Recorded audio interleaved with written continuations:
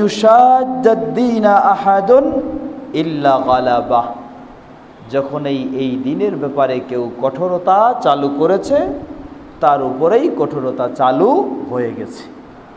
যখনই এই সহজ দিনটাতে কেউ কঠোরতা চালু করেছে তার উপরে কঠোরতা চালু হয়ে গেছে। ফাসাজ্জিদু ওয়াকারিবু, সুতরাং তোমরা কঠোরতায় যেও না, সাধ্য সামর্থ্য সপক্ষে তোমরা যতটুকু পারো চেষ্টা করে যাও, তোমরা দিনের পূর্ণতায় পৌঁছার চেষ্টা করো যতটুকু পারো, কিন্তু নিজের উপর অতিরিক্ত সীমা লঙ্ঘন করে কঠোরতা কখনো চাপাই নিও না। ওয়াস্তাঈনু বিল গাদওয়াতি ওয়ার রাওহাতি ওয়া শাইইম মিনাদ দুলজাতি। ওয়াস্তাঈনু, এবং তোমরা কি করো? আল্লাহ সুবহানাহু ওয়া তাআলার কাছে সাহায্য চাও, সকালে, সন্ধ্যায়, রাতেও। অর্থাৎ দিনটা আবার এমন নয় যে আপনি 24 ঘন্টার মাঝে 2-3 ঘন্টা বা 8 ঘন্টা দিনের ডিউটি পালন করলেন, আর বাকি 16 ঘন্টা দিন থেকে মুক্ত হয়ে থাকলেও চলবে। দিনটা আবার এমন কখনো নয়। আপনাকে দিন পালন করতে হবে বলতে 24 ঘন্টায় আপনাকে আবার কি করতে হবে? দিনের সীমারেখায় আপনাকে থাকতে হবে। আপনি সালাতে এসেছেন, এই সালাত 24 ঘন্টায় আপনি আদায় করতে থাকবেন, ইসলাম এমন আপনাকে বলেনি।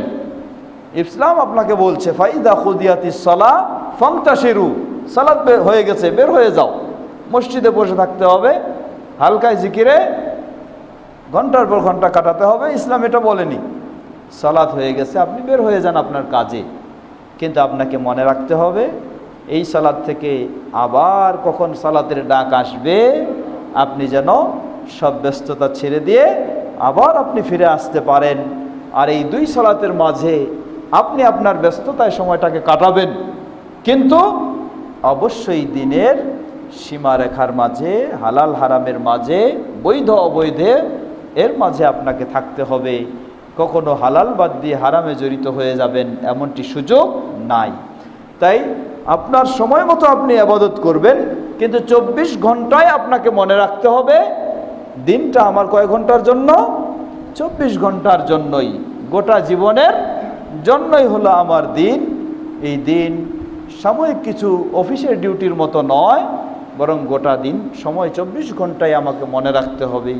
আমার গোটা জীবনে আমাকে মনে রাখতে হবে আমি যেদিন থেকে দিন মেনেছি, যেদিন থেকে দিন গ্রহণ করেছি, এই দিন থেকে কোনো মুহূর্ত এই দিন থেকে, ইসলাম থেকে একেবারে ফ্রি হয়ে যাওয়ার মতো আমার সুযোগ নেই।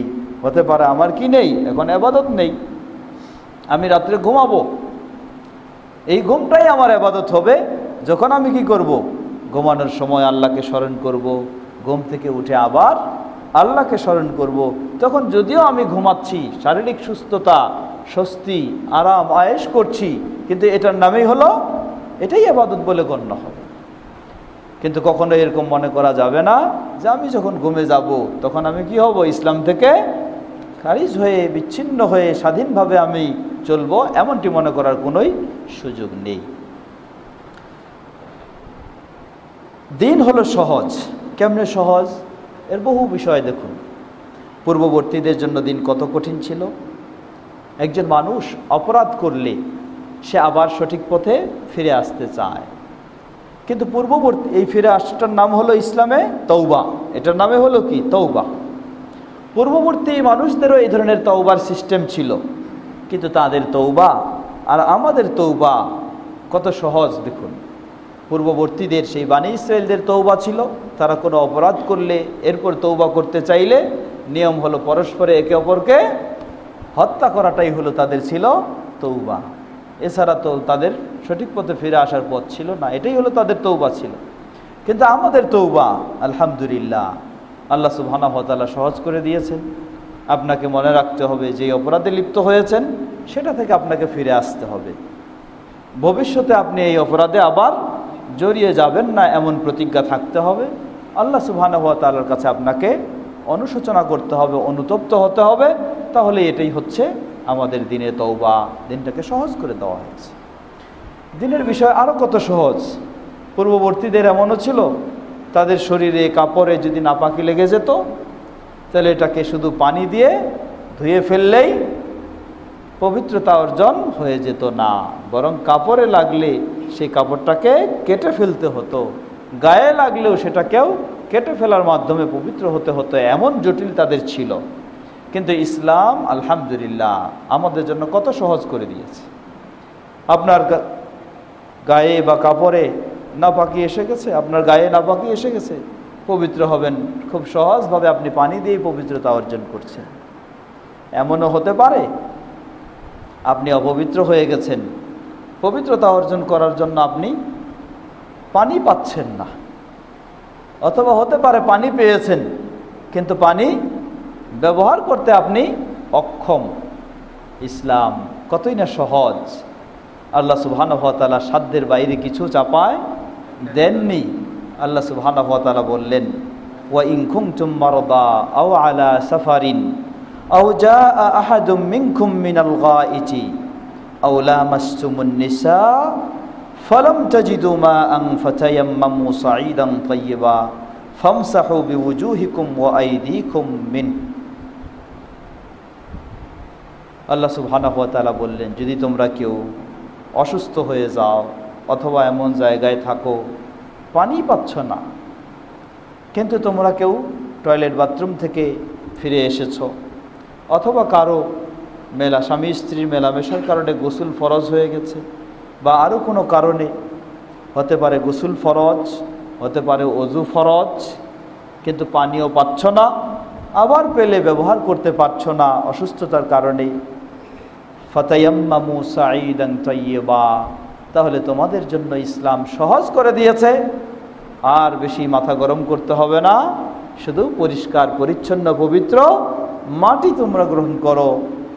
ফামসাহু বিওয়ুজুহিকুম ওয়া আইদিকুম মিন, এই মাটি দিয়ে তোমরা তোমাদের চেহারা এবং দুই হাত একটু মুছে ফেলো, তাহলেই তোমাদের গোসল গোটা বডিটা, যেখানে গোসল গোটা মাথা থেকে শুরু করে পা পর্যন্ত পানি দিয়ে সুন্দরভাবে ধৌত করার মাধ্যমে আপনার পবিত্র হওয়ার সুযোগ ছিল, সেই জায়গায় এই গোটা বডিটা নাপাক থাকলে মাত্র শুধু চেহারা একটু মুছে নেবেন আর দুই হাত কবজি পর্যন্ত একটু মুছে নেবেন, হয়ে গেল আপনার পবিত্রতা অর্জন। সুবহানাল্লাহ, ইসলাম কত সহজ করে দিয়েছে।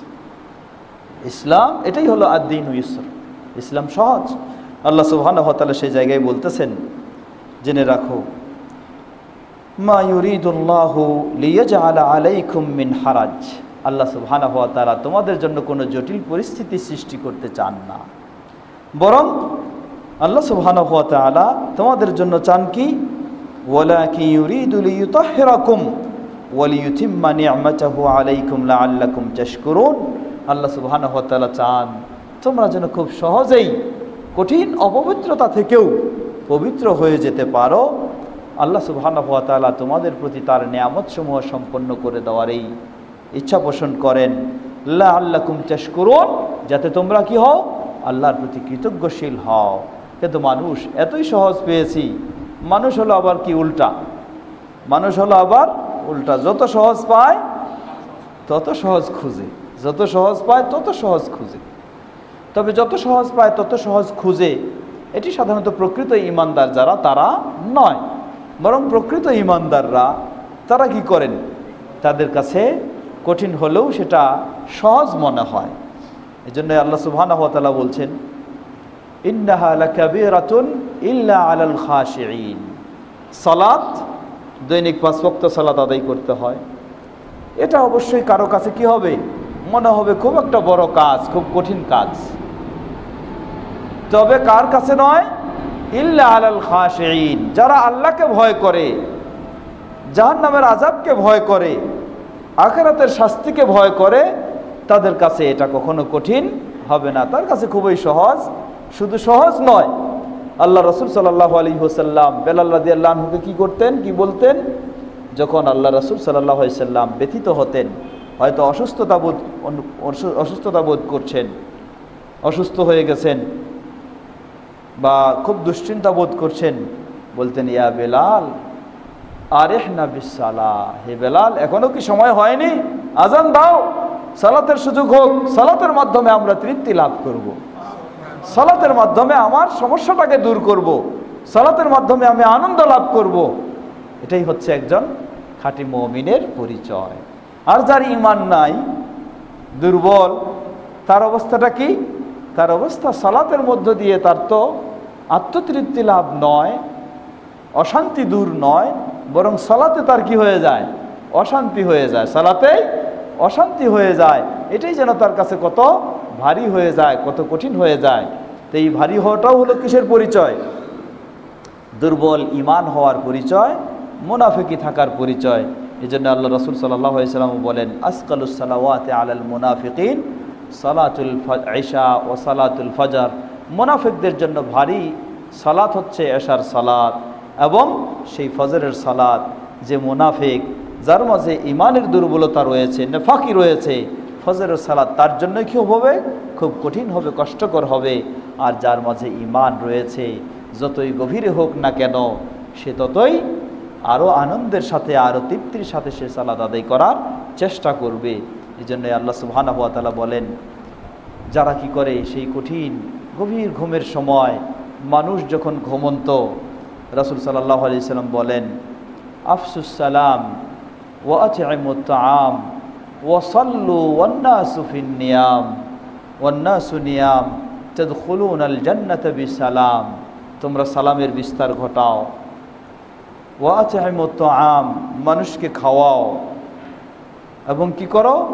ওয়া সাল্লু ওয়ান নাসু নিয়াম, মানুষেরা যখন ঘুমন্ত, ঘুমে মগ্ন, সেই সময় তোমরা সালাত আদায় করো।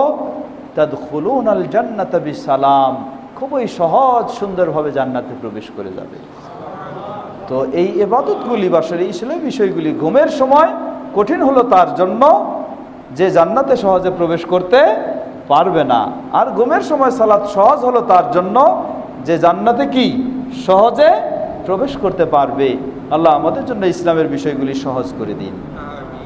সুতরাং এই সালাত এটাও হলো সহজ তার জন্য। আল্লাহ বলছেন সহজ হলো তার জন্য, কোনো কঠিন নয় সে ব্যক্তির, যে ব্যক্তি কি আল্লাহকে ভয় করে। আর যার মাঝে আল্লাহর ভয় নাই, তার কাছে এটাও যেন একটা বিরক্তির কারণ হবে।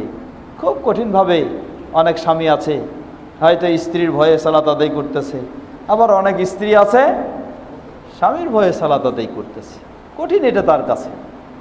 এটা তার কাছে যখন সে আল্লাহকে ভয় না করে, স্বামীকে ভয় করে অথবা স্ত্রীকে ভয় করে, তখন তার জন্য এটা কঠিন। আর যদি স্বামী স্ত্রীকে না ভয় করে, ভয় করতো কাকে? আল্লাহকে, তাহলে তার জন্য এটা কখনো কঠিন হবে না, তখন এটা তার জন্য হয়ে যাবে সহজ। এজন্য আল্লাহ হাদিসও এসেছে, আল্লাহ সুবহানাহু ওয়া তাআলা তাদের প্রতি বিশেষ দয়া করেন। কখন? ওই স্বামী, যেই স্বামী হয়তো গভীর রাত্রিতে ঘুম থেকে উঠেছে, নিজে প্রস্তুত সালাতের জন্য, ইবাদতের জন্য, তার স্ত্রী এখনও টের পায়নি, তাকে ডেকেছে, ডাকেও উঠেনি, তার চেহারায় হালকা পানি দিয়ে ছিটা দিয়েছে যেন তার ঘুমটা ভেঙে যায়। আল্লাহ সুবহানাহু ওয়া তাআলা এমন দম্পতি স্বামী স্ত্রীর প্রতি রহম করেন। অনুরূপভাবে আবার স্বামী হয়তো ঘুমিয়ে রয়েছে, স্ত্রী উঠেছে, ঘুম থেকে জেগেছে, প্রস্তুতি নিয়েছে সালাতের জন্য, স্বামীকে ডেকেছে, ডাকার পরেও সে উঠেনি, স্ত্রী তার স্বামীকে হালকা তার চেহারায় পানির ছিটা দিয়েছে যেন তাকে জাগাতে পারে। আল্লাহ সুবহানাহু ওয়া তাআলা এমন স্বামী ও স্ত্রী, এমন স্ত্রী ও স্বামী, তাদের প্রতি আল্লাহ সুবহানাহু ওয়া তাআলা বিশেষ রহমত দান করেন।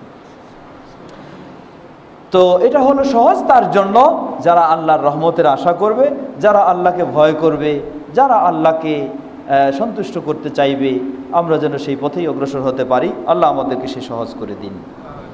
আল্লাহ সুবহানাহু ওয়া তাআলা আরো সুন্দরভাবে বলেন, জেনে রাখো, ওমা জাআলা আলাইকুম ফিদ্দীন মিন হারাজ, আল্লাহ সুবহানাহু ওয়া তাআলা দিনের মাঝে কোনো বিষয় তোমাদের জন্য কঠিন করে দেননি। কত সহজ দেখুন। একজন মানুষ, তাকে সিয়াম পালন করতে হবে, কিন্তু একজন মানুষ অসুস্থ থাকার কারণে তার জন্য সিয়াম পালন করা কঠিন, অথবা সে কি সফরে রয়েছে, এই ভ্রমণে থাকার কারণেও তার জন্য সিয়াম পালন করা কঠিন। আল্লাহ সুবহানাহু ওয়া তাআলা সহজ করে দিলেন তাদের জন্য, হলো ফি আইয়ামিন উখার, তার জন্য এই রমজান মাস হলেও তাকে সিয়াম তার জন্য আর ফরজ নয়। তার জন্য রমজান মাস হলেও তার জন্য সিয়াম ফরজ নয়। তার সিয়াম ফরজ হলো যখন সে সুস্থ হবে অথবা যখন সে সফর থেকে তার বাড়িতে ফিরবে। রমজান মাস চলে গেলেও সেটাই হচ্ছে তার জন্য সিয়ামের সময়। তাই ইসলাম কত সহজ করে দিয়েছে। একজন মানুষ, তাকে সালাত আদায় করতে হবে, সালাত কোনো মাপ নাই, কিন্তু আপনি অসুস্থ, দাঁড়িয়ে সালাত আদায় করতে পারছেন না, ইসলাম আপনাকে সহজ করে দিয়েছে, কোনো অসুবিধা নাই, আপনি বসে সালাত আদায় করবেন। বসেও আপনি পারছেন না, ইসলাম আপনাকে সহজ করে দিয়েছে, আপনি শুয়ে সালাত আদায় করবেন। এর চেয়ে আর কি সহজ চাইতে চাই? আর তো কিছু সহজ হতে পারে না। তাই দিন হলো সহজ। আল্লাহ সুবহানাহু ওয়া তাআলা বলেন, ইউরিদুল্লাহু বিকুমুল ইউসরা ওয়ালা ইউরিদু বিকুমুল উসরা। আল্লাহ সুবহানাহু ওয়া তাআলা তোমাদের জন্য যেটা সহজ সেটাই তিনি চান, যা কঠিন সেটা তিনি কখনো চান না, সহজটাকে তিনি পছন্দ করেন। ইমাম বুখারী রাহিমাহুল্লাহ এই অধ্যায় দিয়ে তিনি বোঝাতে চাচ্ছেন, সুতরাং দিন বা ইসলাম, এর দিন মানেই হলো ইসলাম, আর ইসলাম মানে হলো ঈমান। ইমাম বুখারী রাহিমাহুল্লাহ সবগুলিকে একই উদ্দেশ্যে, একই অর্থে তিনি মনে করেছেন। তাই এই দিনের বিষয়টি বা ঈমানের বিষয়টি আসলে কখনো জটিল নয়, সেটা অবশ্যই সহজ, অবশ্যই মানুষের সাধ্যের বাইরে। কখনো আল্লাহ সুবহানাহু ওয়া তাআলা সাধ্যের বাইরে, মানুষের সাধ্যের মধ্যে, সাধ্যের বাইরে কখনো আল্লাহ সুবহানাহু ওয়া তাআলা চাপাই দেননি। ইসলাম হারাম করে দিয়েছে অনেকগুলি বিষয়, কিন্তু একজন মানুষ যদি এমন পরিস্থিতিতে পৌঁছে যায় যে এই হারাম ছাড়া তার জান বাঁচানো সম্ভব নয়, তাহলেও কিন্তু তার জন্য এটা হারাম থাকে না। ইসলাম তার জান বাঁচানোর জন্য ওই প্রেক্ষাপটে অতটুকু পরিমাণ, যতটুকু হলে তার জান বাঁচাতে পারবে, সেটুকু ইসলাম তার জন্য কি করেছে? হালাল করে দিয়েছে। হারাম হওয়া সত্ত্বেও সেটুকু ইসলাম তাকে হালাল করে দিয়েছে। সুতরাং ইসলাম মানুষের সাধ্যের বাইরে, লা ইউকাল্লিফুল্লাহু নাফসান ইল্লা উসআহা। আল্লাহ কোনো আত্মাকে, কোনো ব্যক্তিকে তার সাধ্যের বাইরে কোনো কিছু চাপায় দেয়নি। এটা তখনই তার সাধ্যের অনুকূলে হবে যখন সে আল্লাহকে ভয় করবে এবং দিনকে মেনে নিবে, তখনই তার সাধ্যের অনুকূলে। আর যদি সে আল্লাহকে ভয় না করে, দিনকে মেনে নিতে না চায়, তাহলে তার সাধ্যের বাইরে সে মনে করতেই পারে। যেমন এর আগে আমরা বলেছি, একজন মানুষ সে চিন্তা করে যে আমি এত ব্যস্ত, আমাকে দৈনিক এখন 5 বার মসজিদে এসে সালাত আদায় করতে হবে। এটা কখন সে বলতে পারে? এটা তখন বলতে পারে আল্লাহ তাকে সুস্থ রেখেছেন, এটা যখন সে মনে করে না, তখন সে বলতে পারে। আল্লাহ তাকে কাজ করার সুযোগ করে দিয়েছেন, এটা যখন সে মনে করে না, তখন সে বলতে পারে যে আমি এত ব্যস্ত মানুষ, এরপরে 5 ওয়াক্ত সালাতে মসজিদে যেতে হবে। কিন্তু যখন কেউ স্মরণ করবে, মনে করবে যে আমাকে সৃষ্টি করেছেন আল্লাহ, আমাকে জীবিত রেখেছেন আল্লাহ, আমাকে সুস্থ রেখেছেন আল্লাহ, আমাকে কাজ করার সুযোগ দিয়েছেন আল্লাহ, আমি যতই যোগ্য হই না কেন এই যোগ্যতা দান করেছেন আল্লাহ, সবই আমার দিয়েছেন একমাত্র আল্লাহ। সুতরাং সেই আল্লাহকে স্মরণ করা ছাড়া আমার কোনোই উপায় নাই। এই বিষয়টা যখন এইভাবে সে চিন্তা করবে, তখন তার কাছে সে যতই ব্যস্ত হোক না কেন, তার এই ব্যস্ততা তাকে সালাতে বাধা দেবে না। সে মনে করবে যে আল্লাহ আমাকে সুস্থ রেখেছেন, আল্লাহ আমাকে হাতটা নড়ার সুযোগ করে দিয়েছেন, তাই আমি লেখালেখি করতে পারছি, এখানে কাগজপত্রে সিগনেচার করতে পারছি। আল্লাহ আমাকে ব্রেন দিয়েছেন, তাই আমি কাগজপত্র বুঝতেছি, বিভিন্ন চিন্তা করার সুযোগ পাচ্ছি। আল্লাহ যদি আমার এটাকে বন্ধ করে দেন, এটাকে কেড়ে নেন, তাহলে এই অফিসের পাহারাদার হিসাবেও তো আমাকে কেউ রাখবে না। যে আল্লাহ আমাকে এই বিবেক বুদ্ধি দিয়েছেন, এই বিবেক বুদ্ধি পেয়ে এই অফিসের আমি বস হয়ে গেছি, এই আল্লাহ যদি আমার এই বিবেক বুদ্ধিটাকে কেড়ে নেন, তাহলে এই অফিসের বস তো দূরের কথা, পাহারাদার হিসাবেও আমাকে কেউ রাখবে না। এখানে আসলেও আমাকে পাগল বলে মানুষ কি করবে? তারাই দিবে। পাগল বলে মানুষ আমাকে তারাই দিবে যদি আল্লাহ আমার এটাকে কেড়ে নেন। এই মানুষ যখন এটা চিন্তা করবে, তাহলে তার পক্ষে, তার মুখ দিয়ে কখনো এই কথা বের হবে না যে আমি এত ব্যস্ত মানুষ কিভাবে মসজিদে যাই। কি বলেন, ঠিক কিনা? তখন তার মন অবশ্যই বলবে যে না, আল্লাহ আমার সব কিছু দিয়েছেন, সুতরাং 24 ঘন্টা হলেও আল্লাহকেই আমাকে সন্তুষ্টি করতে হবে, এটা আমার কাজ নয়, কাজ আমার সেটাই। এটাই একজন মানুষ তখন চিন্তা করবে। আল্লাহ আমাদেরকে এমনই বোঝার তৌফিক দান করুন। ইমাম বুখারী রাহিমাহুল্লাহ অধ্যায় বেঁধেছেন, আর কিছু দীর্ঘ করব না আমরা, আর একটা অধ্যায় শেষ করেই তারপর কিছু প্রশ্নোত্তর পর্বে যাব। 30তম অধ্যায়, বাবুন আসসালাতু মিনাল ঈমান ওয়া কাউলুল্লাহি তাআলা ওয়া মা কানা আল্লাহু লিইউযিআ ঈমানাকুম ইয়ানি সালাতাকুম ইনদাল বাইতি। ইমাম বুখারী রাহিমাহুল্লাহ আরও তিনি প্রমাণ করতে চাচ্ছেন কোরআন হাদিসের দলিল দিয়েও আমরা যে সালাত আদায় করতেছি, এই সালাতটা হলো কিসের কাজ? ইমানের কাজ। এটাও কিসের কাজ? ইমানের কাজ। শুধু ইমানের কাজ নয়, বরং সালাতটাকে ইমান বলেও আল্লাহ সুবহানাহু ওয়া তাআলা উল্লেখ করেছেন। আল্লাহ সালাতটাকে ইমানও বলে ফেলেছেন। তা কেমনে? এই জন্য হাদিস নিয়ে এসেছেন যে আসসালাত, অধ্যায় নিয়ে এসেছেন আসসালাতু মিনাল ইমান। সালাতটা হলো ইমানের একটা গুরুত্বপূর্ণ দিক। অতএব সালাত যার যত সুন্দর, ইমান তার তত সুন্দর। সালাত যার যত দুর্বল, ইমান তার তত দুর্বল। আল্লাহ সুবহানাহু ওয়া তাআলা বলেন সূরা বাকারার 143 নম্বর আয়াত, ওমা কানাল্লাহু লিইউযিআ ঈমানাকুম। আল্লাহ সুবহানাহু ওয়া তাআলা তাদের ঈমানকে কখনো নষ্ট করে দিবেন না। তাদের ঈমানকে নষ্ট করে দিবেন না বলতে কি?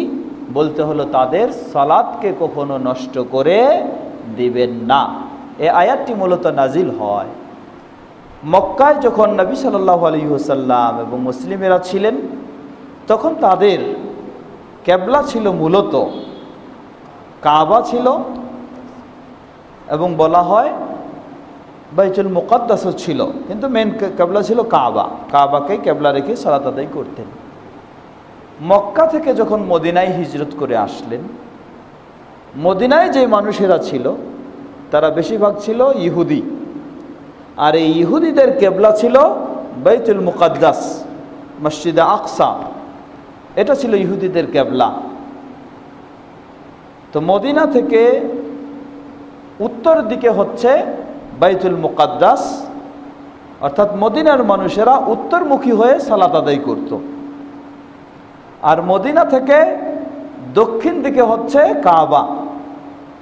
তাহলে এখন যারা মক্কা থেকে মদিনায় চলে আসলেন, মক্কায় থাকা অবস্থায় তারা কাবাকে কিবলা হিসেবে সামনে রেখে সালাত আদায় করেছেন। মদিনায় আসলে তাদেরকে তো সেই কাবাই কি করা দরকার? কিবলা রেখেই সালাত আদায় করা দরকার। তাহলে হয়ে যাবে কি?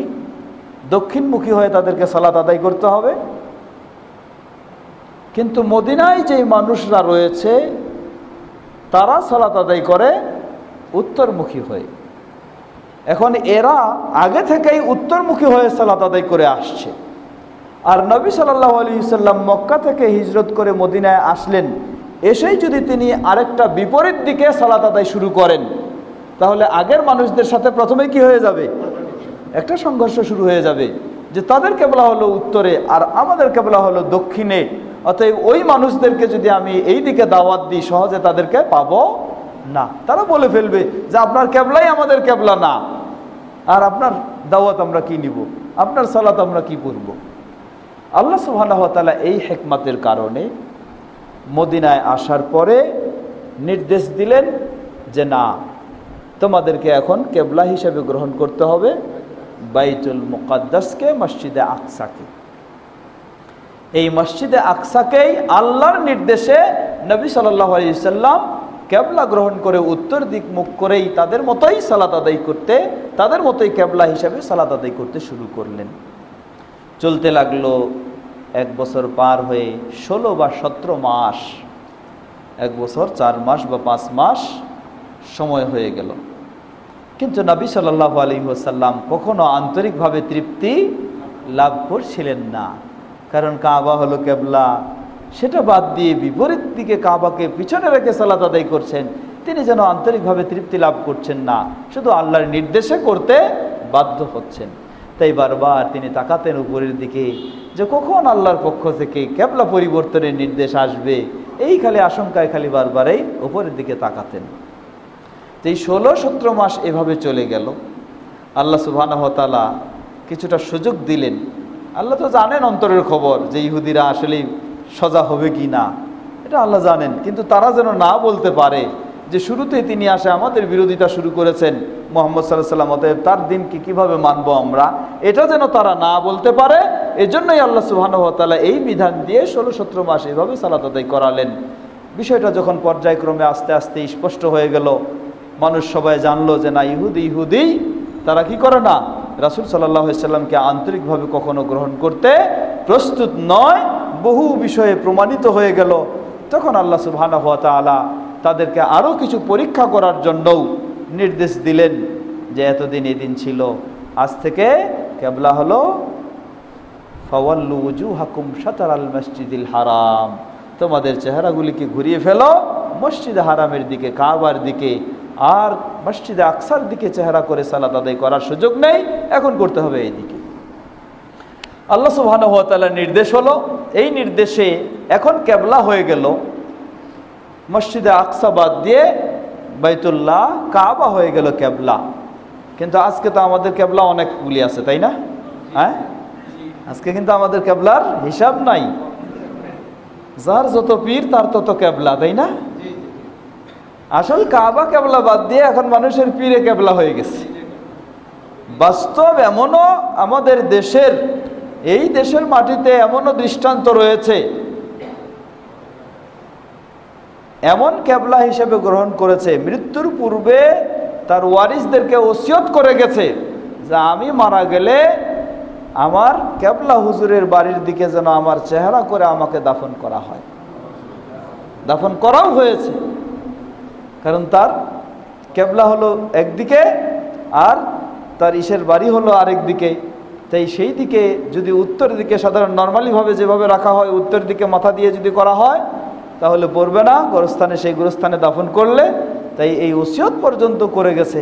তাহলে মানুষ কোনটাকে বড় কিবলা গ্রহণ করেছে? দেখুন, কাবাকে বড় কিবলা না এই পীর সাহেবকে বড় কিবলা?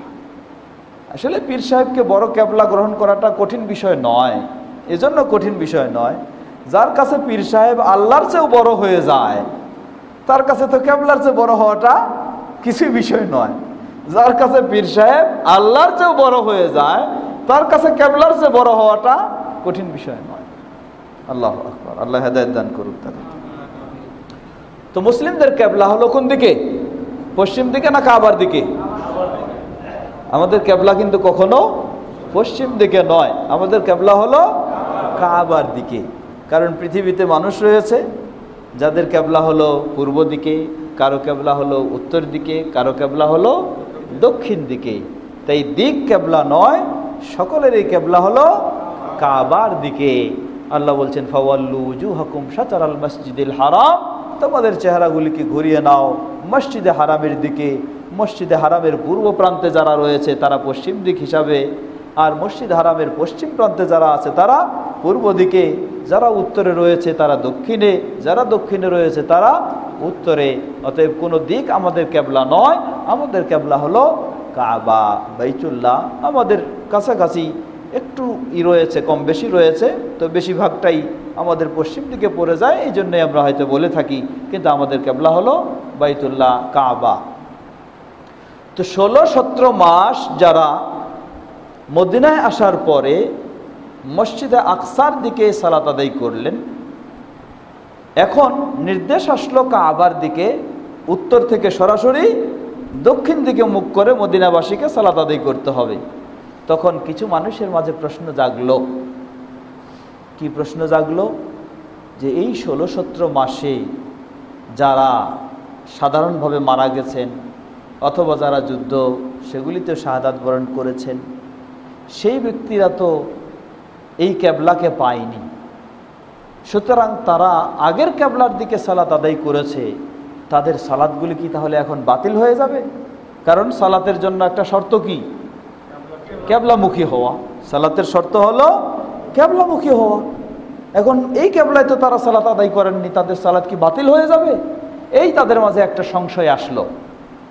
আল্লাহ সুবহানাহু ওয়া তাআলা তখন এই আয়াত নাজিল করলেন, ওয়ামা কানাল্লাহু লিইউযিআ ঈমানাকুম ইয়ানি সালাতাকুম ইনদাল বাইতি, তোমাদের পূর্বে যে সমস্ত সালাত আদায় হয়েছে সেগুলিকে আল্লাহ সুবহানাহু ওয়া তাআলা কখনো নষ্ট করবেন না, কারণ সেটাও হয়েছে আল্লাহর নির্দেশে আর এটাও হচ্ছে আল্লাহর নির্দেশে। তোমরা মন করা তো করো নাই, সুতরাং এগুলিকে আল্লাহ সুবহানাহু ওয়া তাআলা কখনোই নষ্ট করবেন না। অতএব সেই সময় সেটাকে অবশ্যই কবুল করবেন। কিন্তু এখন নির্দেশ আসার পরেও যদি কেউ ভিন্ন দিকে কিবলা মনে করে তাহলে সেটাকে অবশ্যই আল্লাহ কি করবেন? নষ্ট করে দিবেন। তো ইমাম বুখারী রাহিমাহুল্লাহ এ মর্মে তিনি হাদিসও নিয়ে এসেছেন এখানে। তো এই হাদিস দিয়ে যেটি বোঝাতে চাচ্ছেন যে আল্লাহ সুবহানাহু ওয়া তাআলা বললেন যে আল্লাহ তোমাদের ঈমানটাকে নষ্ট করে দিবেন না। ঈমানটাকে বলতে কি? তোমাদের সালাতকে। ঈমানটাকে বলতে তোমাদের সালাতকে। তাই স্বয়ং আল্লাহ সালাতটাকেও কি নাম ব্যবহার করলেন? ঈমান ব্যবহার করলেন। সুতরাং সালাত এটা একটা বাহ্যিক আমল, অতএব এই বাহ্যিক আমলটার নাম হলো কি? ঈমান। বাহ্যিক আমলটারও নাম হলো ঈমান। ইমাম বুখারী রাহিমাহুল্লাহ এটাই এখানে প্রমাণ করতে চাচ্ছেন। অতএব সালাত এটাও যেমন ঈমানের অন্তর্ভুক্ত বিষয়, অতএব এর মাধ্যমে প্রমাণিত হয় যার সালাত যত সুন্দর তার ঈমান কি তত সুন্দর, যার সালাত যত মজবুত তার ঈমান তত মজবুত। আর আপনার সালাত কখনো সুন্দর হবে না যতক্ষণ না আপনার সালাত কার মতো হয়? রাসূলুল্লাহ সাল্লাল্লাহু আলাইহি ওয়াসাল্লামের মতো হয়। সহিহুল বুখারীর সালাত পর্বে আমরা ইনশাআল্লাহ সেগুলি জানবো।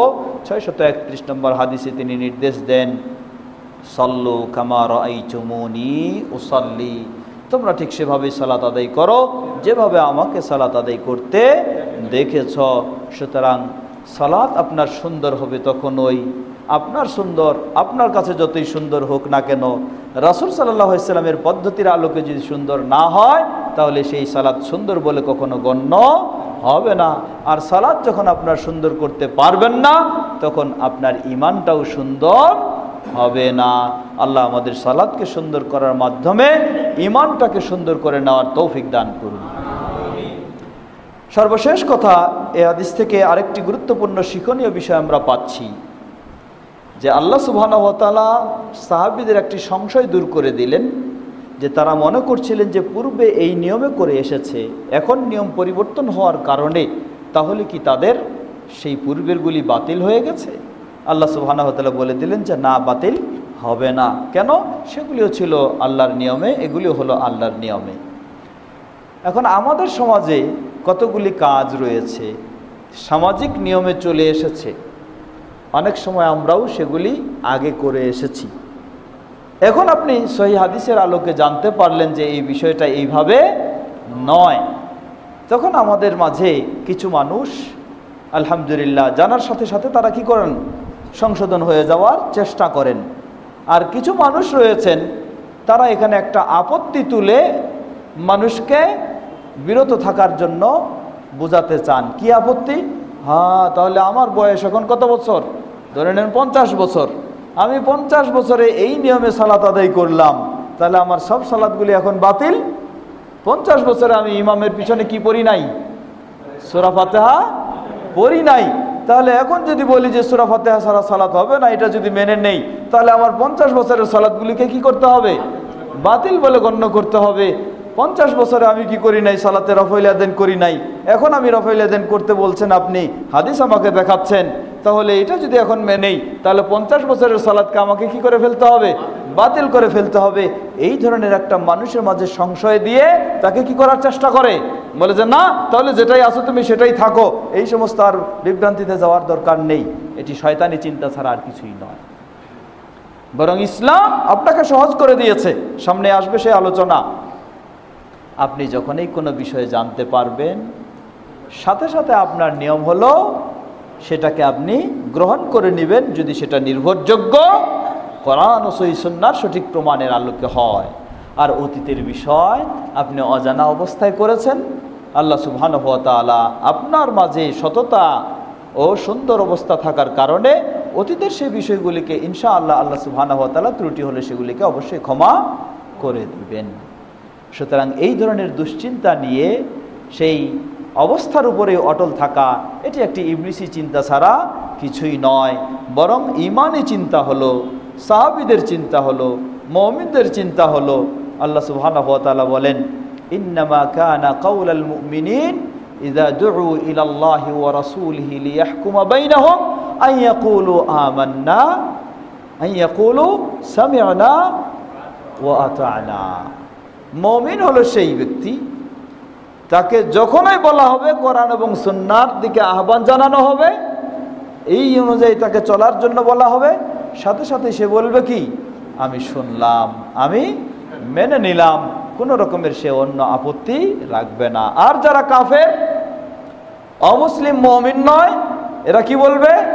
ওয়াইযা কিলা লাহুম ইত্তাবিউ মা আনজালাল্লাহ ক্বালু বাল নাত্তাবিউ মা আলফাইনা আলাইহি আবাআনা। বলা হবে তোমরা আল্লাহ যা নাজিল করেছেন দিয়েছেন কোরআন হাদিসে এটা অনুসরণ করো। তারা বলবে যে না, বাপ দাদা 14 পুরুষকে এই নিয়মে পাইলাম, আর এখন আপনি বললে আমি এটাকে বাদ দেব?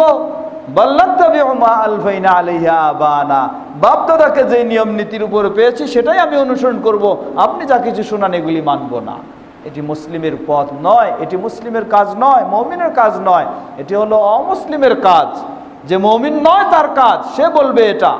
আর মুমিন বলবে আপনি আমাকে কোরআন এবং সুন্নাহর বিষয়ে আহ্বান জানিয়েছেন, আমি বুঝলাম, শুনলাম, আমি মেনে নিলাম, আমার কাছে আর অন্য কোনো ওজোর আপত্তি নেই। আমরা যেন এমনইভাবে কোরআন ও সুন্নাহর দিকে ফিরে আসতে পারি, আল্লাহ আমাদের সকলকে সে তৌফিক দান করুন। কথা আর দীর্ঘ নয়, এখানে আমরা শেষ করতে চাচ্ছি। অতি সংক্ষিপ্ত মাত্র আজানের পূর্ব মুহূর্তে কয়েকটি 5 থেকে 7 মিনিট যদি কারো কোনো জিজ্ঞাসা থেকে থাকে আজকের আলোচনাকে কেন্দ্র করে তাহলে বলতে পারেন। আজান 8টায় নাকি? জি। প্রশ্ন করেছেন 5 ওয়াক্ত ফরজ সালাতের আমরা 2 ওয়াক্তের কিরাত নীরবে পড়ি এবং 3 ওয়াক্তের কিরাত প্রথম 2 রাকাত সরবে পড়ি, ওহার কারণ কি? জবাব, এ কারণটি আল্লাহ সুবহানাহু ওয়া তাআলা কোরআনুল কারীমে উল্লেখ করেছেন। কারণ হচ্ছে প্রাথমিক পর্যায়ে মক্কায় যখন এই সালাত ফরজ হয়, সালাত আদায় হতো, কিন্তু দিনের সালাতগুলি মানুষের সামনে আওয়াজের সাথে পাঠ করলে সেগুলি যারা ইসলাম বিদ্বেষী ছিল, ইসলাম বিরোধী ছিল, শত্রু ছিল, তাদের শত্রুতার মাত্রা আরও বেড়ে যাবে। এই আশঙ্কায় আল্লাহ সুবহানাহু ওয়া তাআলা নবী সাল্লাল্লাহু আলাইহি সাল্লামকে নির্দেশ দিয়েছিলেন দিনের সালাতগুলি নীরবে পড়ার আর রাতের সালাতগুলি সরবে পড়ার। এটি ছিল মক্কায়। কিন্তু রাসূল সাল্লাল্লাহু আলাইহি ওয়াসাল্লাম যখন মক্কা থেকে মদিনায় হিজরত করলেন, হিজরত করে এখানে যদিও পরিবেশ দিনে নিরাপদেই ছিল, এতদ সত্ত্বেও নবী সাল্লাল্লাহু আলাইহি ওয়াসাল্লাম সেই আগের নিয়মের উপরেই বহাল থাকলেন। মদিনার পরিবেশেও সেই হিসাবেই সেটাই আমাদেরও বহাল রয়েছে। প্রশ্ন করেছেন কোনো ব্যক্তি যদি 5 ওয়াক্তের 4 ওয়াক্ত সালাত আদায় করলো, বাকি 1 ওয়াক্ত আদায় করলো না, কাজাও আদায় করলো না, তবে কি সে ওই 4 ওয়াক্তের সওয়াব পাবে? জবাব, ইসলাম 5 ওয়াক্ত সালাত ফরজ করেছে, সুতরাং প্রতিটি মুসলিমকে অবশ্যই 5 ওয়াক্ত সালাত আদায় করতে হবে। যদি 5 ওয়াক্ত সালাত আদায় না করে তাহলে সে ব্যক্তির পক্ষে মুসলিম হিসাবে টিকে থাকাও সম্ভব নয়। ইসলাম 5 ওয়াক্তই ফরজ করেছে, অতএব 5 ওয়াক্তই তাকে আদায় করতে হবে। এ মর্মে সালাত বর্জনকারীর হুকুম কি?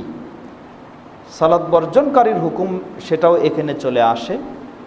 যারা সালাত বর্জনকারীর হুকুম বলেছেন যে সালাত বর্জনকারী কাফের, বিশিষ্ট আলেম শাইখ ইবনে বাজ রাহিমাহুল্লাহ, তাকে এভাবেও জিজ্ঞাসা করা হয়েছে যে কোনো ব্যক্তি 4 ওয়াক্ত সালাত আদায় করে কিন্তু ফজরের সালাত ঠিক মতো সময় মতো আদায় করে না, দেরিতে ঘুমায়, ঘুম থেকে উঠে অফিসে যাওয়ার সময় সেই সময় সালাত আদায় করে অফিসে যায়, এই ব্যক্তির হুকুম কি? তিনি বললেন যে এই ব্যক্তি এটাই যদি সে নিয়ম করে নেয় তাহলে সে তারিকুস সালাহ, সালাত বর্জনকারী বলে গণ্য হবে এবং এ কারণে সে কাফের হয়ে যাবে, মুসলিম থাকতে পারবে না। মানে 5 ওয়াক্ত সে আদায় করে কিন্তু 1 ওয়াক্ত কি করে না, তার সময় মতো করে না, ইচ্ছা মতো সেটা করে। তার ক্ষেত্রে তিনি এই ফতোয়া দিয়েছেন। তো সুতরাং কেউ যদি 4 ওয়াক্ত করে আর 1 ওয়াক্তকে সে বাদ দেয় তাহলে এই 4 ওয়াক্তও তার গণ্য হবে না। 5 ওয়াক্তকে মেনে না নেওয়ার কারণে সে মুসলিমই হতে পারবে না, সুতরাং সে কোনোই সওয়াব পাবে না। তার অবস্থাটি এমনই। আল্লাহু তাআলা আ'লাম। আসসালামু আলাইকুম ওয়া রাহমাতুল্লাহ।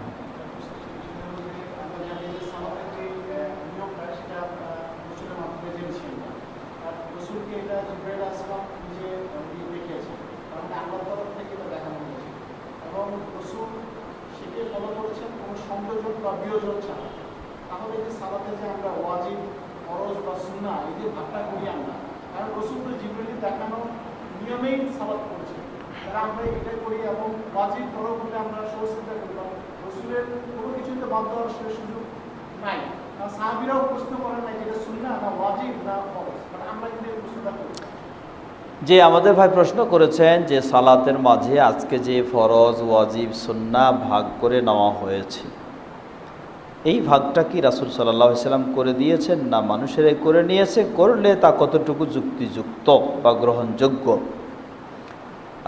জবাব, রাসূল সাল্লাল্লাহু আলাইহি ওয়াসাল্লাম জিবরিল আলাইহিস সালামের ইমামতিতে 10 ওয়াক্ত সালাত 2 দিন সালাত আদায় করেছেন।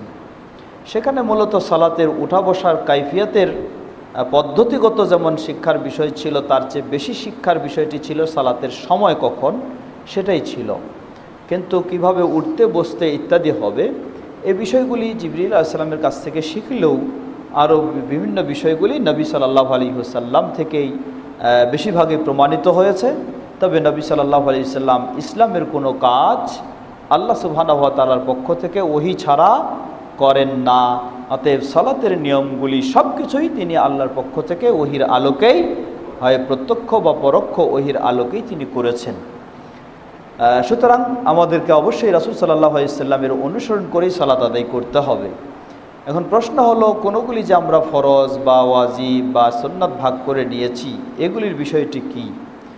এক্ষেত্রে সহজভাবে বলবো, সাহাবী আব্দুল্লাহ ইবনে আব্বাস রাদিয়াল্লাহু আনহু, তাকে হজ পালনের সময় কেউ জিজ্ঞাসা করলেন যে এটা ফরজ না এটা নফল না এটা সুন্নাত, তিনি জবাব দিলেন, লা নাকুলু ওয়াজিবান ওয়ালা মুস্তাহাব্বান আও সুন্নাতান বাল নাফআলু কামা ফাআলা নবিয়ুনা সাল্লাল্লাহু আলাইহি ওয়াসাল্লাম। তিনি জবাব দিলেন যে না, আমরা কোনোটাকে ফরজ কোনোটাকে নফল এই ধরনের বলে ভাগ করব না, বরং নবী সাল্লাল্লাহু আলাইহি ওয়াসাল্লাম যেভাবে করেছেন আমরাই সেভাবে করব। এটা মূলত সাহাবী আব্দুল্লাহ ইবনে আব্বাস রাদিয়াল্লাহু আনহুর জবাব ছিল। তো উচিত হলো আমাদের সেটাই, যে নবী সাল্লাল্লাহু আলাইহি ওয়াসাল্লাম থেকে যেটা যেভাবে প্রমাণিত আমরা ঠিক সেটা সেভাবেই করব। এটাই হলো আসল বিষয়। কিন্তু সকল মানুষের পক্ষে অজ্ঞতার কারণে, ইসলাম সম্পর্কে অজানার কারণে, দুর্বল থাকার কারণে সকল মানুষের পক্ষে সব বিষয়গুলিকে সেইভাবে রপ্ত করা সম্ভব হয়নি। এজন্য আলেম সমাজ কোরআন এবং হাদিসের শব্দগুলি যেভাবে ব্যবহার হয়েছে, নির্দেশনাগুলি যেভাবে এসেছে, এগুলিকে লক্ষ্য করেই এই ফরজ এবং ওয়াজিব সাধারণ মানুষের সহজ হওয়ার জন্য এগুলিকে ভাগাভাগি করে দিয়েছেন। তো আমরা বলবো যে কেউ যদি এগুলি বলে যে এগুলি মানব না, আপনাকে কেউ জোর করে মানাতে পারবে না। তবে সমস্যাটা হবে কিছু কথায়, যে আপনি সবগুলি সুন্দরভাবে সঠিকভাবে আদায় করতে পারবেন কি না। কিছু সুবিধাও আছে, কিছু অসুবিধাও রয়েছে। সুবিধাগুলি হলো এই, রাসূল সাল্লাল্লাহু আলাইহি ওয়াসাল্লাম সালাতে ত্রুটিজনিত কারণে সহসেজদা দিয়েছেন। এখন আপনি কোন ত্রুটির কারণে সহসেজদা দিবেন? ধরে নেন আপনার সালাতের মাঝে কোথাও হয়তো জোরে কেরাত পড়তে হয়, আপনি একটু নীরবে পড়ে ফেলেছেন, তাহলে আপনাকে সহসেজদা দিতে হবে। কোথাও হয়তো নীরবে পড়তে হয়, একটু আওয়াজের সাথে পড়ে ফেলেছেন, আপনাকে সহসেজদা দিতে হবে। আপনার রুকুর সময় হয়তো রাসূল সাল্লাল্লাহু আলাইহি ওয়াসাল্লামের সুন্নাহ অনুযায়ী হাত দুটি তুলতে ভুলে গেছেন, তাহলে সহসেজদা দিতে হবে। অথবা রুকুতে যাওয়ার আগে হাত দুটি তুলতে ভুলে গেছেন, তাহলে সহসেজদা দিতে হবে। অথবা রুকুর পরে দাঁড়ানোর সময় দোয়াটা একটু কম বলে ফেলেছেন, তাহলে সহসেজদা দিতে হবে। দুই সেজদার মাঝে যেই তাসবিহ দোয়া পড়তে হয় সেটা পড়তে হয়তো ভুলে গেছেন, তাহলে সহসেজদা দিতে হবে। সেজদার মাঝে তাসবির কিছু হেরফের হয়ে গেছে, তাহলে সহসেজদা দিতে হবে। তাশাহুদের বৈঠকে বসলেন, সেখানে হয়তো হাতগুলো ঠিক মতো রাখলেন না বা রাখতে পারলেন না, তাহলে সহসেজদা দিতে হবে। কত সহসেজদা দিবেন আপনি? এতে যদি বলি যে রাসূল সাল্লাল্লাহু আলাইহি ওয়াসাল্লাম ভুলের কারণে সহসেজদা দিয়েছেন, তো ভুল তো আমার সালাতে বহু রকমের হতে পারে। এমনকি এমনও হইতে পারে যে প্রতিদিন প্রতি সালাতে কিছু না কিছু ঘটতেছেই, তাহলে আমাকে প্রতি সালাতেই সহসেজদা দিয়েই চলতে হবে। তাহলে এই জন্য আলেম সমাজ তারা কোরআন হাদিসকে গবেষণা করে যে কোন প্রকার ভুলগুলি হয়ে গেলে সেটা কিছু কাফারা ছাড়া সংশোধন হয় না, কাফারা মানে সহজেজদা ছাড়া সংশোধন হয় না, সেই প্রকারগুলিকে এক করেছে। আর কোনগুলি সহজেজদা না হলেও রাসূল সাল্লাল্লাহু আলাইহি ওয়াসাল্লামের কাছে দেখা গেছে ঘটেছে কিন্তু সহজেজদা দেয় নেই, সেগুলিকে আরেক শ্রেণী করেছে। আবার এমনগুলি রয়েছে যেগুলি সহজেজদা দিলেও মেকআপ হবে না, সেগুলিকে আরেক করে সাধারণ মানুষের জন্য এটাকে একটা সাইজ করে দিয়েছে। তো সুবিধা হলো এই যে সাধারণ মানুষের জন্য এমনও অনর্থক বিষয় থেকেও বাঁচা সম্ভব, আবার সহজে এটা বাতিল হয়ে যেতে পারে গুরুত্ব না দিলে, সেটা থেকেও বাঁচা সম্ভব হবে এই সমস্ত ভাগ করার কারণে। তো আমরা এই সমস্ত ভাগগুলিকে গ্রহণ করতে পারি শর্ত সাপেক্ষে, তা হলো সেগুলির সপক্ষে স্পষ্ট নির্ভরযোগ্য দলিল থাকতে হবে। যদি স্পষ্ট নির্ভরযোগ্য দলিল থাকে তাহলে সেগুলি গ্রহণ করা যেতে পারে, অসুবিধা নেই। আল্লাহু তাআলা আ'লাম। আজকে মনে হয় দীর্ঘ করার সুযোগ নেই, সংক্ষিপ্তভাবে এই প্রশ্নের জবাব আরেকটি। আমাদের ভাই প্রশ্ন করেছেন যে পাগড়ি পরে সালাত আদায় করলে 70 গুণ বেশি সওয়াব পাওয়া যায়, অথবা মেসওয়াক করলে 40 গুণ বেশি পাওয়া যায়, এর সঠিকতা কতটুকু? জবাব, এটি একটি জাল হাদিস, কখনো সঠিক নয়। তাই এটি অবশ্যই এই চিন্তা রাখলে গুনাহগার হতে হবে, বেদাতি হতে হবে। দ্বিতীয় প্রশ্ন, দাঁড়ায় সালাত আদায় করা এবং বসে সালাত আদায় করার মাঝে কোনো পার্থক্য আছে কি না? জবাব, ফরজ সালাত সাধারণত সামর্থ্যবান ব্যক্তিকে অবশ্যই দাঁড়িয়ে সালাত আদায় করাটা হচ্ছে তার জন্য ফরজ। না আদায় করলে, সুস্থ ব্যক্তি যদি ফরজ সালাত দাঁড়িয়ে আদায় না করে তাহলে তার সালাত বাতিল বলে গণ্য হবে। যেহেতু কিয়াম, আল্লাহ বলছেন ওয়াকুমু লিল্লাহি কানিতিন, অতএব কিয়াম করাটা একটি ফরজ। নফল সালাতের ক্ষেত্রে এ মর্মে আরেকটি হাদিস রয়েছে যে দাঁড়ায় বসার চেয়ে সালাত আদায় করার চেয়ে কেউ যদি বসে সালাত আদায় করে তাহলে অর্ধেক সওয়াব পাবে। এখন এই অর্ধেক সওয়াব পাবে বসে পড়লে, এটি কি সকল সালাতের ক্ষেত্রে না নফলের ক্ষেত্রে? এ নিয়েও কিছু হাদিস নিয়ে বোঝাবুঝির বিষয় রয়েছে। তবে অনেকেই বলেছেন সেটি হচ্ছে নফলের ক্ষেত্রে বা সুন্নার ক্ষেত্রে। সুন্নার ক্ষেত্রে কেউ যদি বসে পড়ে তাহলে দাঁড়ায় পড়ার চেয়ে অর্ধেক সওয়াব সে পাবে। আল্লাহু তাআলা আ'লাম। আজকে আমরা এখানে শেষ করছি। এতক্ষণ যাবৎ ধৈর্য সহকারে সকলের বসে আলোচনা শোনার জন্য সকলকে আল্লাহ সুবহানাহু ওয়া তাআলা জাযায়ে খায়ের দান করুন। আমরা যেন কোরআন ও সহিহ সুন্নাহর আলোকে দিন জেনে মেনে চলতে পারি, আল্লাহ আমাদের সকলকে সে তৌফিক দান করুন। আমাদের মাঝে উপস্থিত অনুপস্থিত সকল অসুস্থদেরকে পরিপূর্ণ সুস্থতা দান করুন। যারা বিদায় নিয়ে চলে গেছেন সে মুসলিমদের ভুল ত্রুটি ক্ষমা করে জান্নাতুল ফেরদৌস নসিব করুন। আমরা যেন ঈমানের উপর থাকতে পারি, ঈমানের সাথে আমাদের বিদায় হয় সেটি আমাদের জন্য কবুল করে নিন। আমাদের দেশের পরিবেশ পরিস্থিতি আমরা জানছি সকলের জন্য সেটি অকল্যাণকর, ক্ষতিকারক, খুবই কঠিন। আল্লাহ আমাদের দেশের পরিবেশকে সহজ করে দিন, দেশের পরিবেশকে সুন্দর করে দিন। সকলকে ইসলামের দিকে হেদায়েত দেওয়ার মাধ্যমে শান্তির পথে চলার তৌফিক দান করুন। আমরা এই মুসলিম দেশ যেন আমরা ইসলাম মেনে সুন্দরভাবে চলতে পারি এমনই পরিবেশ আমাদেরকে দান করুন। যারা আজকে ইসলাম বিদ্বেষী বিরোধী, আল্লাহ তাদেরকে হয় ইসলামের দিকে হেদায়েত দান করুন অথবা তাদের ষড়যন্ত্রে তাদেরকে ধ্বংস করে দিন।